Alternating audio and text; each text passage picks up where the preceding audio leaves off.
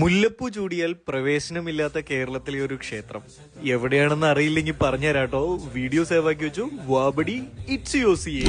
കേരളത്തിലെ 108 ദുർഗാക്ഷേത്രങ്ങളിൽ ഒന്ന് എന്ന് വിശ്വസിക്കുന്ന ഒരു കാവ്. വിവാഹം പോലുള്ള മംഗളകർമ്മങ്ങൾ നടത്താൻ പാടില്ല എന്ന് ദൈവപ്രശ്നത്തിൽ തെളിഞ്ഞൊരു ക്ഷേത്രം.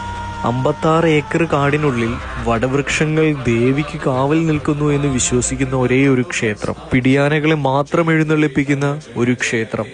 അങ്ങനെ ഒട്ടനവധി നിഗൂഢമായിട്ടുള്ള പ്രത്യേകതകളുള്ള ഒരു കാവാണ് ഇത്. എറണാകുളത്ത് നിന്ന് 35 കിലോമീറ്ററാണ് കാവിലേക്കുള്ളത്.